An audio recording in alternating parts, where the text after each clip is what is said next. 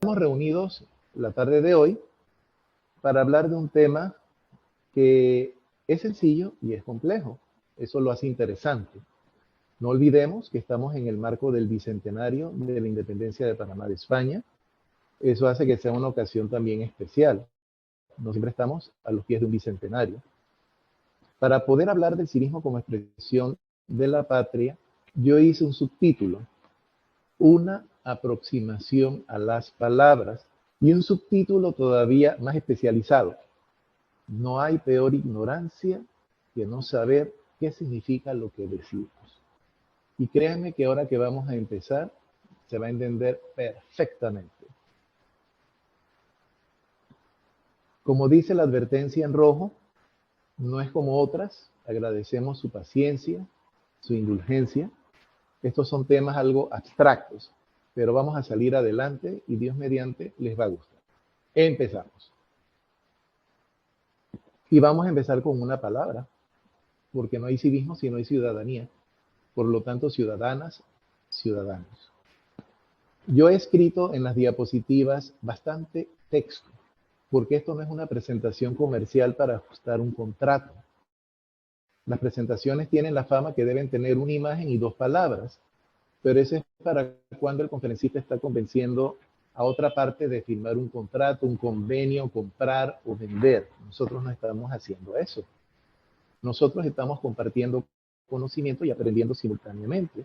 Y una manera de hacerlo es que las personas no solamente tengan que escuchar, también pueden leer de lo que se está hablando en un momento dado y de esa manera redondear, internalizar de una manera más sencilla de lo que se está hablando. Además, si me lo solicitaran más adelante, esta presentación yo la puedo transformar en un documento PDF, el cual ya tiene estos textos, aunque yo no esté hablando, son suficientes para poder hacer uso de ellos y entenderlos. Así que por eso van a ver mucho texto. Mi diapositiva siempre tiene mucho texto, aunque tengan imágenes, pero esa es mi metodología. Este es un telón visual con ayuda didáctica. Entonces, como ya se habrán dado cuenta leyendo estos parrafitos, la persona que se llama ciudadana es quien ha nacido en un lugar, pero ese lugar en que nació lo reconoce como su patria. Y también sabe cómo vivir en sociedad. Miren todo lo que ha salido allí. Ahora bien, hay ciudadanos en todo el mundo, no solamente nosotros. Inclusive se pueden llamar ciudadanos aquellos que viven en lo que llaman como en una edad paleolítica, que son las tribus que todavía no se han incorporado al modernismo de estos siglos. Ellos también forman una ciudadanía a su manera. Y las personas, como nosotros somos gregarios y no siempre estamos de acuerdo, a veces sí, podemos manifestarnos. Y hoy en día, por ejemplo, sabemos que tenemos gremios, artesanos, trabajadores de la construcción, hotelería, colectivos sociales como los clubes cívicos, las asociaciones de emprendimiento para la cultura. Tenemos también colectivos políticos que son los partidos, en fin. De esa manera la persona se puede expresar, manifestarse como gremios, además de como individuos. Las personas también, en otra parte, se pueden manifestar protestando en las calles por alguna causa que consideran que les atañe. También pueden manifestarse a la hora de elegir quién va a gobernarlos en el municipio, en la Asamblea Nacional, en la presidencia, en los cargos y puestos de elección popular, o yendo a aquellos lugares a donde podemos manifestar nuestra opinión y dejarla constando como una participación ciudadana. Entonces, es un territorio bastante grande el de ser ciudadanos. Miren que esto tenemos que irnos a la antigua Roma, que es cuando surgen estas palabras particularmente. Para los antiguos, por supuesto, las cosas no eran como ahora, eran muy básicas. ¿Se era ciudadano o se era bárbaro? Entonces, para ser ciudadano tenía uno que estar en esa ciudad, en ese territorio, todos hablaban el mismo idioma, todos tenían la misma cultura, etcétera, y la persona que no correspondía se consideraba bárbara. Pero ojo, ese bárbaro no es salvaje, es la expresión antigua para referirse a extranjeros, por lo tanto, algo diferente a nosotros, aunque seres humanos al fin y al cabo. Esa misma razón de ciudadanos que surgió en la República Romana pasó de las ciudades a lo que podríamos llamar el Estado, y ellos después se convirtieron en un imperio que fue muy grande, y las personas eran ciudadanas del Imperio Romano. Entonces, vamos a tener un encuentro. La palabra ciudadano en latín viene de civis.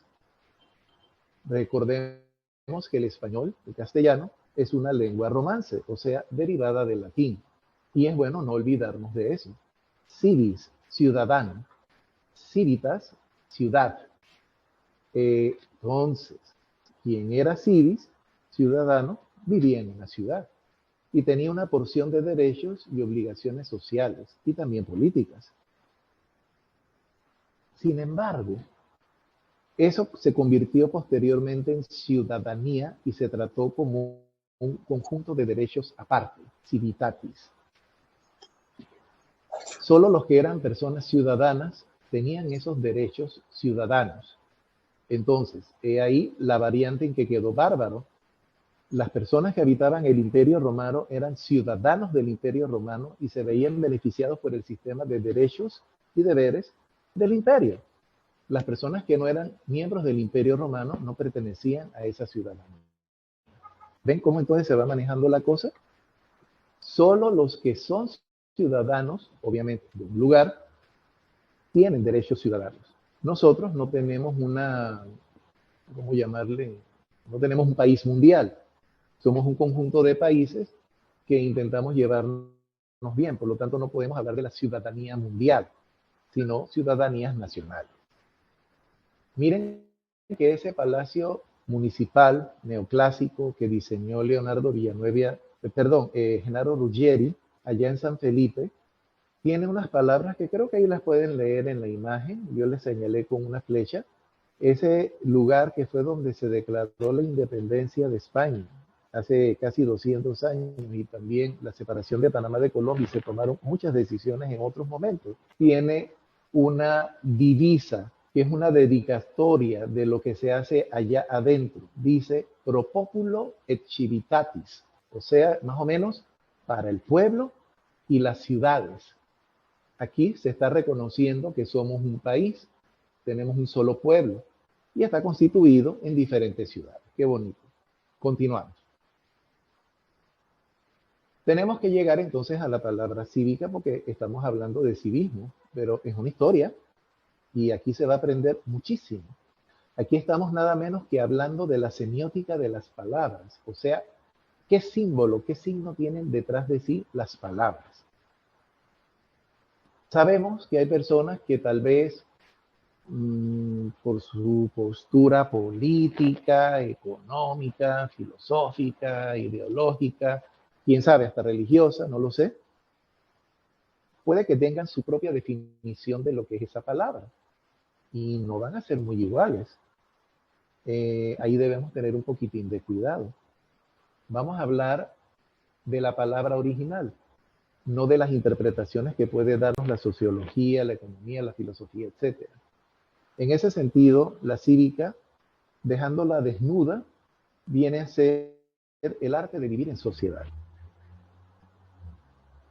Eso significa lo que ya sabemos, interactuar en paz, en armonía y colaboración. Eso significa que la sociedad está allí puesta para fijarse las metas del bien común y para eso se desarrolla un cúmulo de otras actividades hasta que llegamos a la figura del Estado, el gobierno, las leyes. ¿Me comprenden? Eso se va derivando, se va deshilachando, así como en la columna vertebral está la médula y de ahí salen todos los nervios que se van ramificando al resto del cuerpo. De ese arte, en la evolución humana, como acabo de decir, llegaremos a sociedad y al Estado. Es sumamente importante. Si no nos sentimos parte de, entonces hay un error en alguna parte. Esto tenemos que verlo de otra manera. Ese arte de vivir en sociedad se va a independizar. Se tuvo que independizar. Y es a lo que nosotros llamamos protocolo ceremonial y etiqueta, que estamos acostumbrados a aplicarlo a otras cosas. Sin embargo, no. Saben que vivir en sociedad es eso. ¿Cómo, cuándo, dónde, por qué y para qué? Sea en actividades cívicas, culturales, políticas, religiosas, culturales, económicas. Pensemos, nosotros cada vez que salimos a la calle estamos aceptando de manera tácita, como un contrato de adhesión, reglas. Camina por tu derecha. No cruces si el semáforo está en rojo. No cruces por donde no hay línea de seguridad o como dicen ahora, paso cebra, algo así. Deja que pasen primero las personas mayores.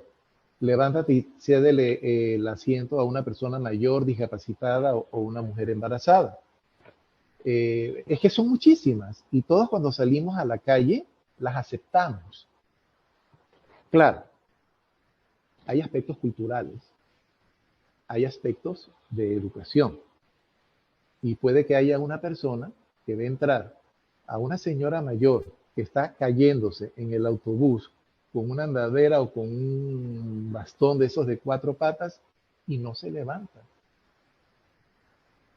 Ante eso, la sociedad tiene que criticar y decirle, debes ayudar al que lo necesita. ¿Ve? Entonces hay reglas. Hasta se aplican para comer, cómo se empieza a comer, con qué cubiertos, cómo se termina, qué señal se indica para saber que ya se terminó y no se quiere más. Entonces, ese conjunto de reglas, señales, signos, normas, escritas y a veces no escritas, son ese protocolo ceremonial y etiqueta aplicado a la vida en sociedad que incluye la legislación. No sé si ustedes saben que hay un protocolo bastante rígido para producir una ley. Solo quienes tienen iniciativa legislativa presentan una ley a la Asamblea de manera directa. El otro medio es por la participación ciudadana y tiene que ser acogida protocolarmente por una nota que diga se acepta en la comisión tal. Y esa comisión entonces la eleva a la asamblea que ya fue aprobada en un primer debate para que se discuta y llegue a un tercer debate en donde definitivamente se adoptará al 100% o con algún tipo de modificación o se devolverá nuevamente para una revisión.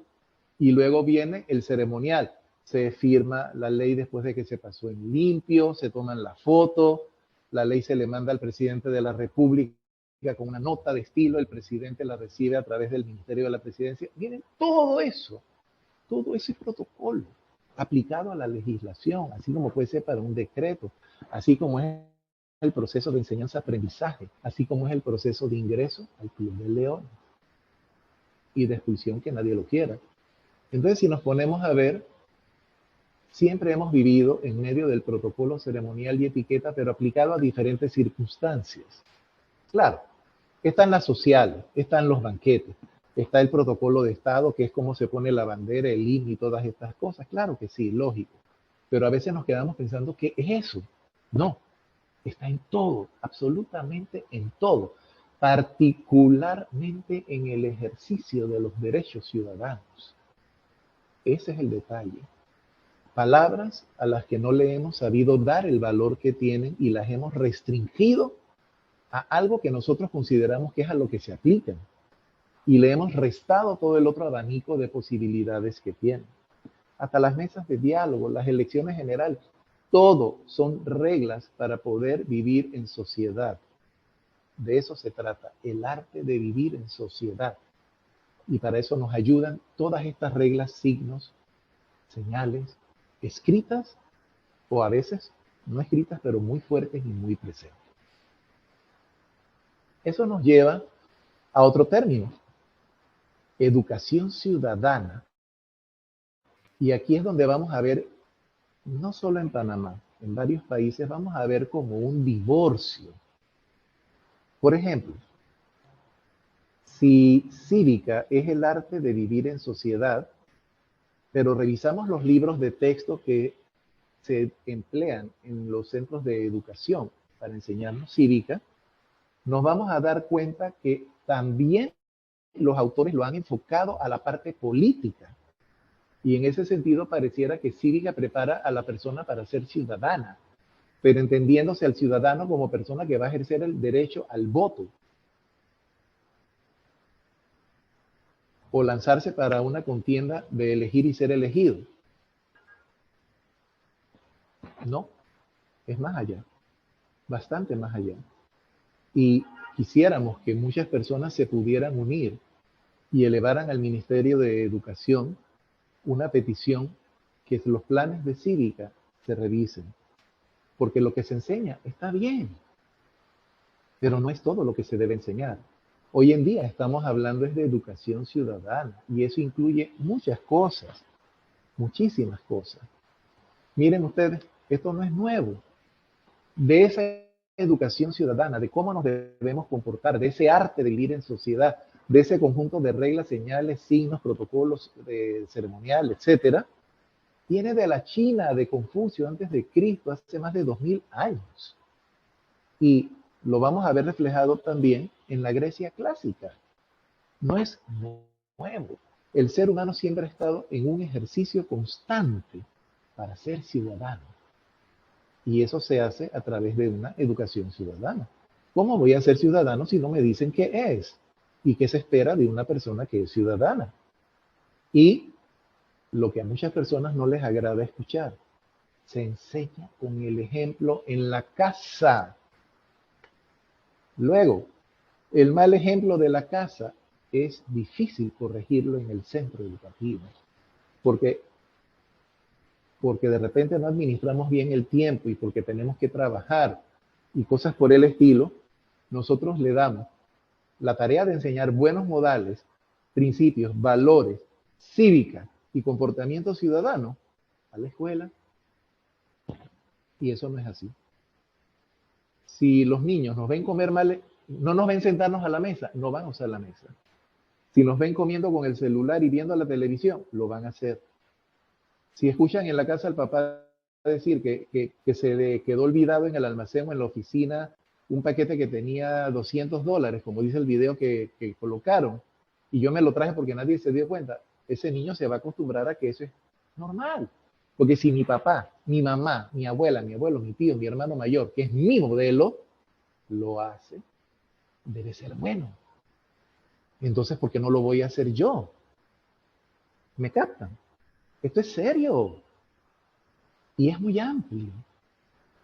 Y esto ya no es tanto asunto de que si me lo enseñan en la religión o me lo enseñan en el club cívico, esto es materia de cívica, totalmente. Hay que hacer un esfuerzo y pedirle al ministerio revisar los planes de cívica y recomponerlos hacia una educación ciudadana. Los centros educativos son la segunda etapa a donde la persona llega. Y allí lo que se enseñó en la casa se refuerza. Y de repente lo de la casa es más fuerte que lo de la escuela. Y si en la escuela dicen que lo que vio en la casa es malo, lo anula y se queda con lo de la casa. Ese es el problema. Entonces, en la escuela, sí, claro, nos enseñan otras partes, otros ceremoniales, otros protocolos, otras reglas. Hay un horario, hay tareas que hacer, hay momentos para entregarlo, hay que hacer trabajo en equipo. ¿Qué es trabajo en equipo? Hay que respetar a los educadores, hay que hacerle caso a las campanas que nos dicen cuál es la hora de entrada, de cambio de clase, de ir al recreo, de regresar al recreo. Hay que ir en uniforme, hay que llevar ciertos cuadernos, hay que tener ciertos textos. ¿Ven? No hemos salido de ese arte de vivir en sociedad aplicado en este caso a la enseñanza-aprendizaje, en un centro de educación que puede ser oficial o particular, e incluso universitario. Pueden haber, eso sí, y debemos estar muy claros en eso, tendencias. Las tendencias no son ley, ni están escritas sobre una piedra y menos sobre una lámina de acero. Conductistas, románticas, duras, constructivistas, idealistas. A veces eso se mantiene, a veces eso cambia, a veces se reforman. ¿Cómo queremos educar a esos niños para que sean buenos ciudadanos después y buenos profesionales que sean útiles al país y al mundo? haciéndolos que no vean a sus padres como guía. Son esas personas que de repente se han desarrollado tan independientes que no voltean a ver a la familia. Y si no voltean a ver a la familia, ¿qué clase de ciudadanos son si la familia es la célula básica de la sociedad? Pequeño detalle. Que los hacemos demasiado dependientes, Magister Dixit, que el maestro dice y el estudiante copia y se lo aprende de memoria. Estamos creando un zángano. ¿Cómo va a resolver los problemas de la vida cuando salga de la educación? Pequeño detalle. Entonces, la familia tiene un deber adentro. Es el puente intergeneracional que le dice a las personas, nosotros vivíamos esto de esa manera hace años atrás, ahora se vive de esta otra. Ya el niño, la niña, el joven, qué bien, esto no es nuevo, esto es viejo, pero cambia la modalidad. Eso es a donde se quiere llegar. Hacemos las mismas cosas cambiando de modalidad. Ahora estamos en la era tecnológica, antes no, pero se hacía lo mismo. En fin, el fin, pues, énfasis subyacente es ser personas de bien, que creo que eso lo sabemos todos. Contribuir al bien común, aportar, ser parte de la solución y no del problema. Y aquí me quiero detener un segundito. Usamos palabras que a veces no sabemos porque le escuchamos hablar a una persona respetable o de éxito. Ejemplo, proactividad o proactivo, ser una persona proactiva. Y uno repite proactivo. Pregúntenle a la persona que usa la palabra si sabe qué es eso. Voy a definírselos de una manera sencilla, como me pidió, creo que la persona era menor de edad. Pero ¿qué es eso de proactividad? ¿Qué es eso? Y le digo, mira, es algo bastante sencillo. Piensa. Ves que algo que no está bien está ocurriendo. Y tú alzas tu voz y dices, eso está mal. ¿Sabes qué acabas de hacer? Criticar. Primer paso de la persona proactiva. Se da cuenta de algo y lo dice en voz alta. Eso está mal. Critica. Ahora, criticar es lo más fácil del mundo y a veces se critica lo que no debe criticarse. Por eso tiene un paso 2. Esa persona que está diciendo eso está mal, o sea, criticó, además dice, debido a esto, esto y esto, está diciendo por qué. Y ya eso no es capricho. Puede que a lo mejor esté equivocada, pero está diciendo su razonamiento. Pero eso no se queda ahí, porque eso también lo dicen algunas personas. Viene el tercer paso. Creo que podría hacerse esto y aquello para solucionarlo. ¿Se dieron cuenta? Detrás de la palabra proactivo, proactiva, hay un mundo de información. Es como un chip en el que se ha metido información y hay que descomprimirla. A eso se le dice, en buen castellano, ser parte de la solución y no del problema. Ser parte del problema es criticar, punto. Cualquiera critica, eso es ser parte del problema. Pero ser parte de la solución, es decir, eso está mal debido a esto y podría solucionarse de esta manera. Y usted se convierte en agente de cambio positivo. Entonces, vamos a respetar de ahora en adelante las palabras. Tienen mucha información. Y sobre información, aquí tenemos algunas ideas que compartían estos señores de la antigüedad y que es interesante ver que no han cambiado las cosas. Decía Pitágoras, el que tenemos al centro, eduquen a los niños y no será necesario castigar a los hombres. Eso no ha perdido vigencia, pero hay que hacerlo. Decía Condorcet, que está abajo a la izquierda, la desigualdad de instrucción es una de las principales causas de la tiranía. Cierto, totalmente. El sistema educativo debe ser igual para todos. Ya hay países en donde ya no hay escuelas privadas porque la pública es maravillosa. No debería decirse, yo hago un esfuerzo con mi hijo en escuela privada porque la pública no lo enseña bien. Eso es triste. Tenemos que llegar a que sea como en el pasado, que una persona del Instituto Nacional, del Fermín Nodó, se podía codear perfectamente bien y hasta superar a los de colegios privados. ¿Qué nos decía Aristóteles? Debe moldearse a los ciudadanos según la forma de gobierno bajo la que viven, pues cada gobierno posee un carácter peculiar que originalmente formó y continúa preservándolo.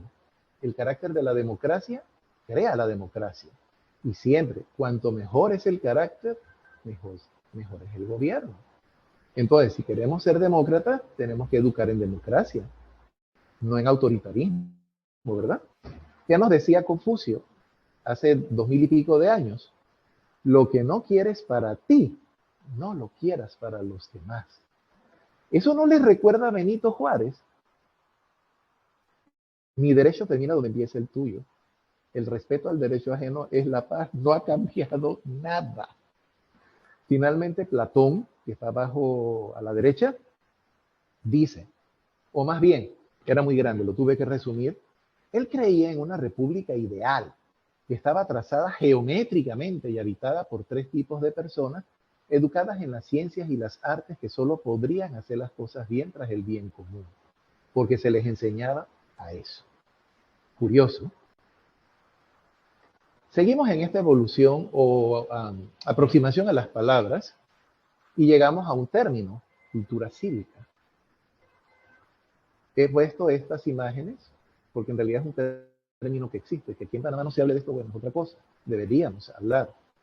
Cultura cívica es algo que ya es viejo en otros países, muy viejo. Sin embargo, la cultura cívica que conocemos nosotros no es tan antigua. Miren que ahí dice que se conoce principalmente desde el año 1963 y es una adecuación de lo que decía Confucio y de lo que decía Pitágoras y también Platón. La actuación racional de la ciudadanía que guía su conducta a partir de estar informados, tomar decisiones. Eso como que no hay que traducirlo. Estamos en la semiótica de las palabras, estamos en una aproximación a las palabras. Vamos a ver. ¿Cómo yo puedo tomar buenas decisiones? ¿Cómo yo puedo saber quién es bueno para gobernar? ¿Cómo yo puedo saber si ese premio es el correcto para esa persona? ¿Cómo yo puedo saber si lo que voy a hacer está bien o está mal? ¿Cómo yo sé si me estoy comportando como buen o mal ciudadano? Porque estoy informado. Y no estamos hablando del acceso a la información por Internet. Eso es parte, es lo que tenemos hoy en día. Y ya sabemos que en Internet las cosas son un poquito peligrosas. Hay cosas muy buenas que valen oro, pero hay muchísimas que son basura y uno tiene que andar quitando la basura para encontrar lo que vale oro. Entonces, una persona que quiere ser buen ciudadano debe tener una cultura cívica, pero esa cultura cívica está en una actuación racional, o sea, pensada de qué es la ciudadanía. La ciudadanía es el ejercicio de cómo voy a vivir en sociedad, quién me va a gobernar, qué son los partidos, qué sistema de gobierno quiero, cómo lo voy a ver en las leyes, cómo se deben comportar las autoridades. Es la actuación racional, pensante. Y para poder hacerlo, esa actuación racional guía la conducta para estar informados o debido a estar informados, porque de esa manera es que se toman las decisiones. Hay quienes dicen, porque lógicamente está dividido el mundo en 2 o en 3, que si ese principio lo dicen en un país, será bueno para ellos que quieren tener la hegemonía del mundo. Bueno, pues esto se planteó en Estados Unidos, sin embargo es compartido en muchos otros lugares. Otros dirán que eso que se dice ahí es una falacia. Y tal vez será porque en su país enseñan de otra manera y esto de acá es incompatible. Como dicen, para gusto los colores y cada cual vive donde es el lugar más apropiado para crecer y desarrollarse, ¿no? Las decisiones que uno toma entonces vienen a ser la ejecución de una cultura política participativa, como dice el párrafo, y ahí venimos a otro concepto o un ideal. La cultura y la política deben ser congruentes. Congruente es una palabra española muy útil, que básicamente se usa en derecho y debería ser usada en general. Congruente es que viene al caso. que no está fuera del contexto, que está adentro del contexto del que se está hablando, o trabajando, o pensando, o filosofando, o haciendo política, como se quiera. Entonces, cultura y política deben ser congruentes e imbricadas, interrelacionadas. La política es el arte de gobernar. Si fuera conducido por una cultura cívica en donde las personas ejercen su ciudadanía a través de un civismo correcto y bien entendido, la cultura debe ir a la par y darnos una compensación de conocimientos de nuestra patria para poder salir adelante. Una cosa va con la otra, no van separadas de la mano. Hay personas que no creen en esto porque no creen tampoco en la democracia, ni creen en religiones ni nada, que no es que sean la solución, pero a veces se tiene que hablar dentro de una esfera y dentro de otra, pero se pueden tocar los bordes. Y dicen que hablar de esa manera, que la política, que la cultura, que sean congruentes, imbricadas, que dicen que eso es algo ideal para idealizar. Y dicho de otra manera, que eso sería una pérdida de tiempo, en pocas palabras. Sin embargo, analicen las palabras y cómo se pueden poner en práctica y veremos si es o no es una pérdida de tiempo. Para poder llegar a eso que acabamos de mencionar, obviamente, no solo en Panamá, claro, tenemos que referirnos a nosotros, tenemos que transformar, no reformar. Reformar, eso está pasado de moda. Hay que transformar, hay que reciclar, hay que salvar, hay que llevar a otro nivel, hay que hacer trascendente al sistema educativo. Y también, si se va a enseñar correctamente cívica, las personas que van a llegar a la mayoría de edad y en su momento dirigirán los rumbos de cada país, entonces podrán dirigir correctamente las instituciones políticas. Sí, llegamos a la educación. Si se enseña bien, como decía otra persona en Grecia, no hay que castigar después al hombre. ¿Se dieron cuenta? No hemos salido para nada de ahí. Es el mismo contexto, solo que cambian las palabras. Y cada palabra lo hace más rico. Le da un toque, un tono un poquito más subidito, un poquito más bajito de picante. Para llegar a esa cultura cívica hay que transformar el sistema educativo y las instituciones políticas para arrancar como seres cívicos. O sea que todavía estamos caminando hacia ser seres cívicos. Y también están de acuerdo en cualquier otro sistema por la tolerancia. Aquí llegamos a civismo, que es una de las palabras del título. Hay muchas definiciones de civismo, ya ustedes saben, sociológica, antropológica, filosófica, ideológica. Quedémonos con un diccionario común y corriente. A veces lo más sencillo es lo mejor. Se refiere al comportamiento de la persona que cumple con sus deberes de ciudadano.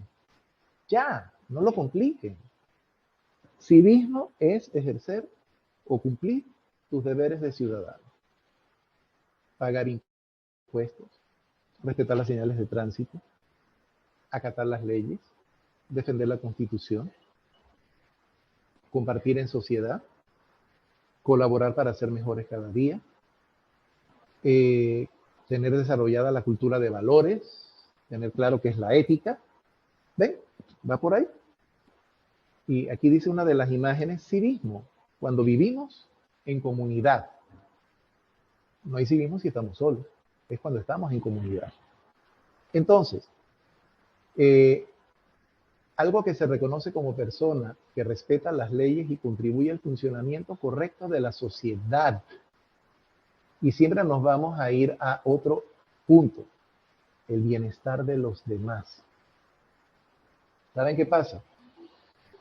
Es que hay personas que no les gusta decir esa frase, el bien común, el bienestar de los demás, porque tienen la creencia de que estamos hablando a la izquierda, entendiendo socialismo. No, no, no, no. Eso es otra cosa. Y si queremos hablar de eso otro día, hablamos de eso otro día. No, no, no, no, no. El bien común no es una sociedad socialista. el bien de los demás, el bienestar de los demás tampoco. Hay una expresión muy bonita que yo escuché afuera de Panamá en un viaje, que cuando me tocó hablar, después en los comentarios, una persona estaba diciendo, pero le alcancé a escuchar, lo que pasa es que si a Panamá le va bien, nos va bien a todos. Y me quedé pensando y me le acerqué, perdóneme, y le escuché decir esto, se oye muy bonito, pero explíqueme. Y me dice, es que si a todos nos va bien, nuestro bienestar se contagia al otro. ¡Wow! ¿Cómo es eso? Entonces, es obvio, si yo quisiera que mis hijos, que están en escuela oficial, tuvieran una educación de excelencia, de altura, que los capacite para la vida y que puedan ir a estudiar una universidad en el extranjero sin quedar por debajo de los demás, yo me tengo que involucrar en la mejora del sistema de enseñanza-aprendizaje, que es lo que dijimos hace un rato atrás. No hemos salido del tema. Y eso se puede derivar de muchísimas otras maneras. Comportamiento ordenado y responsable dentro de la comunidad. ¿Saben qué? La planta de coca, la hoja de coca, no tiene la culpa de lo que el ser humano hizo con ella.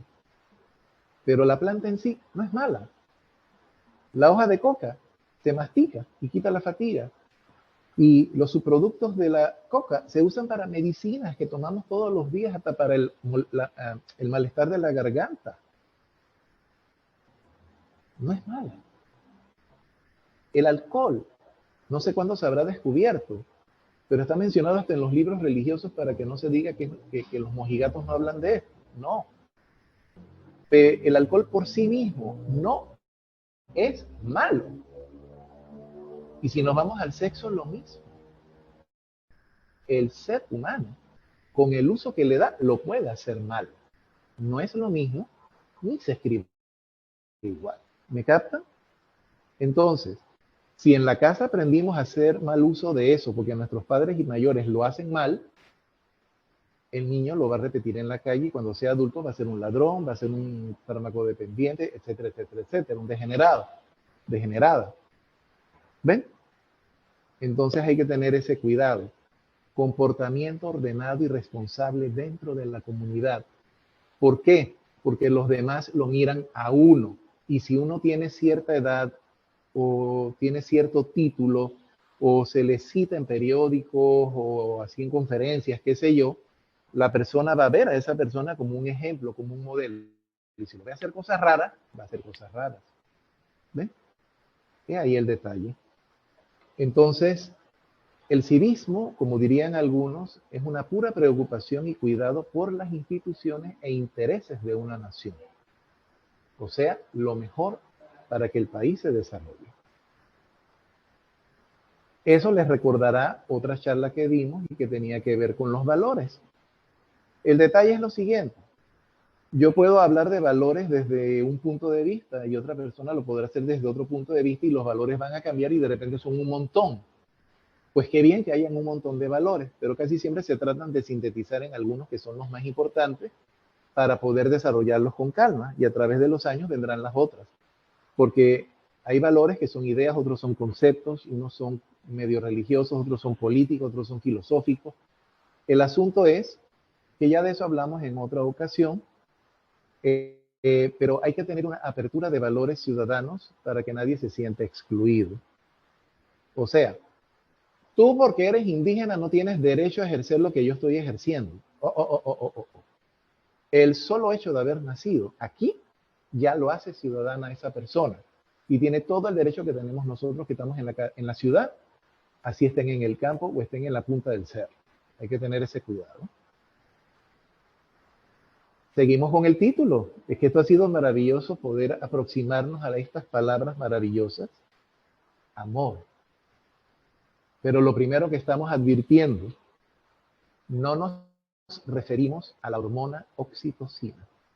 No estamos hablando de ese enamoramiento, de novias, no estamos hablando de eso. Por eso empezamos diciendo que ya se sabe que hay varios tipos de amor. Aquí vamos a hablar al amor a la patria, el amor patrio. Y es válido Claro, es una abstracción, ¿no? Sin embargo, es la expresión humana de la que hacemos algo porque nos identificamos con algo. Esa es la parte importante de todo eso. Gracias al amor, nosotros cambiamos de conducta cuando vemos que es mejor. No porque alguien nos ha exigido que cambiemos de conducta. Como dicen, por amor no cambia la gente. Bueno, la novia no puede obligar al novio a cambiar, viceversa.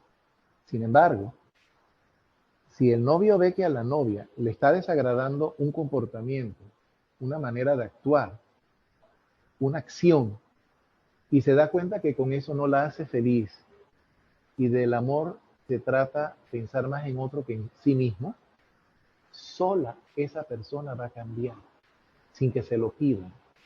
Igual, si yo amo a mi país, y sé que lo que estoy haciendo es mal, robar las arcas públicas, extralimitarme de funciones, decirle a los niños cosas que son mentiras y que las van a poner en práctica, y me llego a dar cuenta de que eso estaba mal, bueno, debo meter el freno, meditar y ver de qué manera cambio mi discurso a lo que sí es bueno por amor a la patria. Y, si es posible, corregir lo que ya yo había hecho mal. Esto es más allá de filantropías, más allá de altruismo, que son dar dineros y fondos para una causa noble. Eso se va mucho más allá. En ese sentido, las personas que aman a su país son patriotas, nueva palabra. Y, por lo tanto, la persona que ama a su país y que es patriota, ama lo que hace grande a su país. ¿Qué hace grande a un país? Su gente.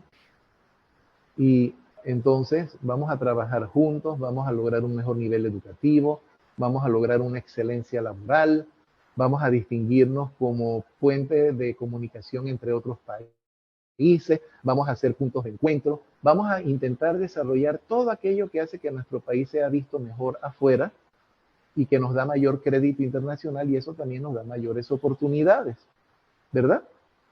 Eso obviamente nos va a llevar a amar nuestros derechos y obligaciones para ejercerlos positivamente con quienes nos rodean. ¿Por qué debo pagar impuestos?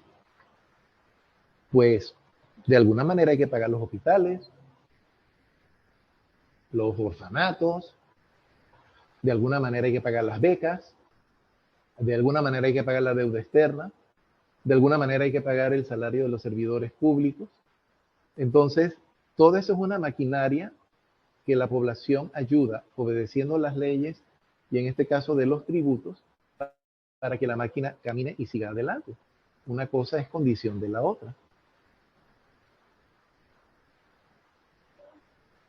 Cada vez que nosotros salimos de la cama y nos asomamos a la ventana o salimos al balcón o directamente a la calle y respiro y miro al cielo y miro lo que me rodea y me siento bien, significa que estamos felices de haber nacido a donde nacimos. De lo contrario, habría que pensar en mudarnos a otro país, a menos que sea que uno se siente incómodo por algo que tal vez se puede remediar y tenemos que involucrarnos para lograr el bien común, porque no hemos salido de ese contexto. Entonces, sentirse plenamente identificados con nuestra bandera, la bandera de la patria, las manifestaciones como pueden ser el escudo, cantar el himno, estar convencidos que eso nos representa, es parte de estar enamorados de nuestro país. ¿Se dieron cuenta? Participar en los desfiles patrios, conmemorar las efemérides, como ahora que estamos con el bicentenario, ya se nos está acercando a pasos agigantados el mes de la patria, las efemérides patrias. Participar, decorar, declamar, cantar, todo eso es una señal, porque nadie nos está obligando, lo hacemos porque queremos. Eso es amor a la patria. Y no hay que perderlo de vista. Eso nos lleva a la otra palabra que usamos, patriotismo. Y esta hay que tenerle un poquito de cuidado. Se supone que es la expresión sensible de amor a la patria. Y puede ser que sí. Quien ama a la patria es patriota. Y lo demuestra con patriotismo, obvio. Pero hay otras definiciones de patriotismo y de elevar el amor a la patria. En la Revolución Francesa, por ejemplo, ellos usaron el patriotismo para lograr que la población aceptara el nuevo Estado ilustrado. Es un patriotismo que, si bien no era mentira, fue utilizado. Ojo. También se manifiesta honrando los símbolos patrios, por supuesto, con la admiración a los héroes nacionales.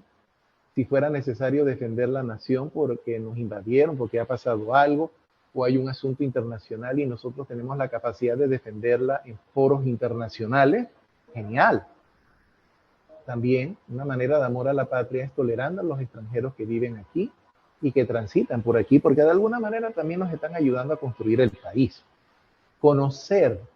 ¿Cómo yo voy a estar enamorado de mi país y ser patriota si no lo conozco? Tengo que conocer su geografía, tengo que conocer la cultura nacional, y ahí nos vamos a ir entonces a muchos otros aspectos de los que no vamos a hablar hoy, pero que pongamos folclore, gastronomía, tradiciones, arte, costumbres. Quien sea patriota siempre podrá ver lo bueno que tienen los demás países y grupos nacionales distintos al suyo. O sea, amar a mi país no me impide respetar a los demás. Qué bonita esa palabra. Entonces debemos acercarnos a ella con más propiedad. Pero aquí hay una advertencia en rojo. Me voy a tomar la libertad de leerla. Cuando el patriotismo se extralimita del amor a lo propio, a comparar y denigrar lo ajeno de su país, surge una patología, enfermedad muy peligrosa que ha dejado muerte y destrucción en la historia de la humanidad. El nacionalismo. El nacionalismo es la exageración enferma del patriotismo. Y hay que saber reconocerlo antes de que crezca y se convierta en un monstruo. Si examinamos la historia de la humanidad, veremos cómo ese nacionalismo ha llevado a grandes imperios a subyugar, conquistar y esclavizar a otros. Lo más reciente que hemos tenido, no lo único, es lo que pasó durante los años 30 y 40, en la Segunda Guerra Mundial, en donde un régimen nacional socialista creó lo que llamamos el nazismo y se caracterizó por hacer acepción, o sea, distinción de pueblos y personas, considerando quiénes eran buenos, quiénes eran malos y quiénes sobraban. Y eso costó 6 millones de judíos que murieron, porque ellos de hecho los querían eliminar a todos. Eso fue un genocidio. Y eso fue causa de un nacionalismo enfermo. Aquí hay una imagen abajo que es la República Universal. Ya se nos acerca un poquito a Platón. Vean que no nos hemos movido mucho de donde estábamos.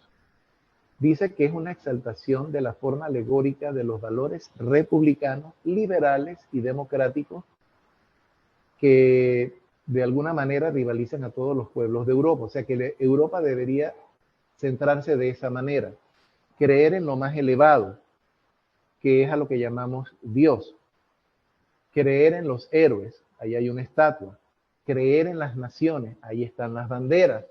Creer en la sociedad, ahí hay un largo camino lleno de personas que hacen posible la sociedad.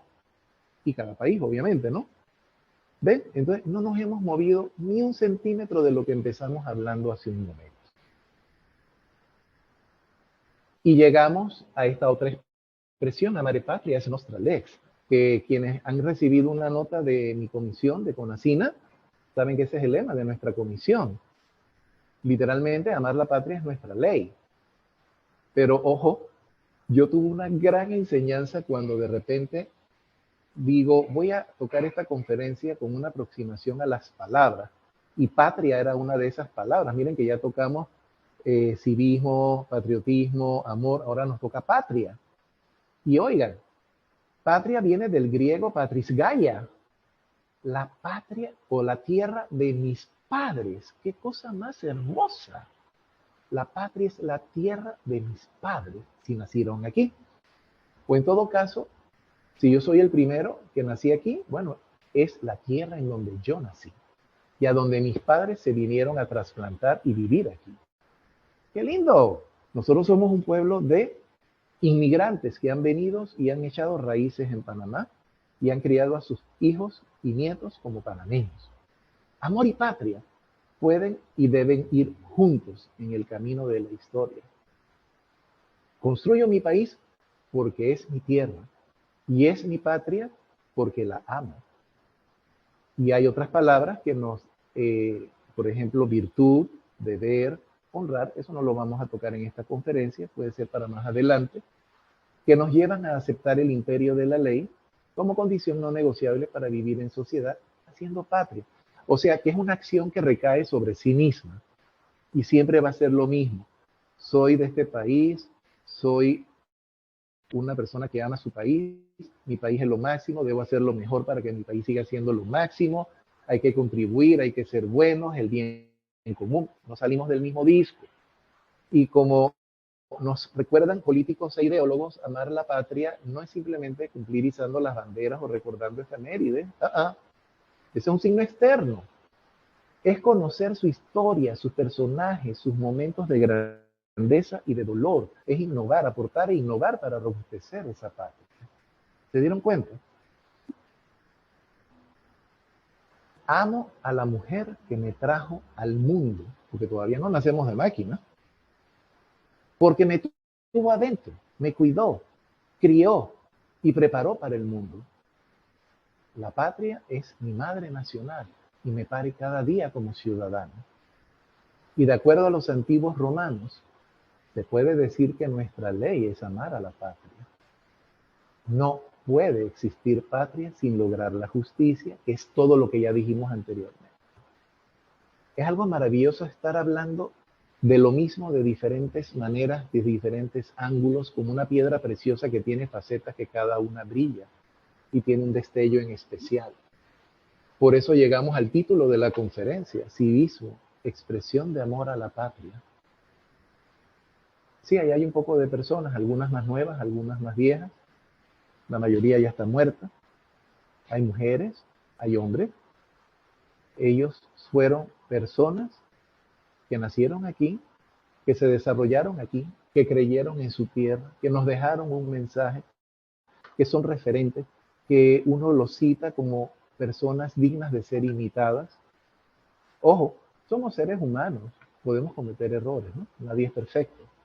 Pero dentro de lo imperfecto, estas personas y más, es que no me alcanzó la página, son nuestros ejemplos. El cacique Urracá, Mariano Arosemena de la Barrera, el coronel, después general José de Fábrega, el gran Tomás Herrera, Justo Arosemena, Quilco Luz, Emanuel Amador Guerrero, Belisario Porra, Carlos A. Mendoza, Clara González Deringer, Reina Torres de Araúz, Sheila Dichac, una reina Congo, o sea, la reina Merced, unas dignas representantes de la mujer de nuestras etnias originarias, María Osa de Amador, María Carter Pantalones, Esther Neira de Calvo, la lista sería muy larga. Todas esas personas han contribuido a construir este país, a hacerlo mejor cada día y que nos sintamos contentos y orgullosos de haber nacido aquí, de ser panameñas, de ser panameños, de tener nuestros hijos aquí, de salir todos los días al exterior y decir soy panameño, qué bonito, qué bien, maravilloso. Y todo eso se logra con el trabajo puntual, con entrega, responsabilidad, defensa, buen gobierno. Damas y caballeros, ser buenos ciudadanos es igual a ser buenos profesionales, buenas amas de casa, buenos hijos, buenos padres, buen recolector de basura, buenos asalariados, médicos, arquitectos, buenos gobernantes, etc. Es una manera suave y efectiva de demostrar civismo. También no olvidar que el respeto al derecho ajeno es la paz y que mi derecho termina, por tanto, donde empieza el tuyo. Y miren lo que puse en rojo. Y eso, si no se habían dado cuenta, es practicar el civismo como expresión de amor a la patria. Todo un mundo en 4 palabras básicas. Civismo, expresión, amor y patria. Con eso concluyo esta disertación que me hizo aprender demasiado, me ha hecho meditar mucho y que espero no les haya cansado y les pueda servir, que pueda ser de utilidad, sería mi mayor anhelo. Y nunca nos olvidemos de algo. Sembrando banderas hoy, cosecharemos patria mañana, sin lugar a dudas. Con ello les digo muchas gracias. Gracias por haberme invitado. Ahí están las maneras que tienen de comunicarse con nosotros en la comisión o conmigo como persona. Estamos para servirles con mucho gusto. Y fin de la presentación y de nuestra conferencia sobre el tema elegido por la Asociación Nacional de Clubes de Leones de Panamá. Dejo de compartir pantalla para volver al Zoom. Muchas gracias. Muchísimas gracias, licenciado Berrío Lem, por su brillante exposición. No nos ha defraudado en lo absoluto. Yo sabía que usted iba a buscar una manera muy creativa para hacernos llegar su mensaje y no nos ha defraudado. Estamos seguros que más de uno hemos quedado con una sana dosis de civismo en nuestras mentes y en nuestros corazones, sobre todo en preparación para las fiestas patrias que se avecinan este año con la especial compañía del Bicentenario de la República. Sí.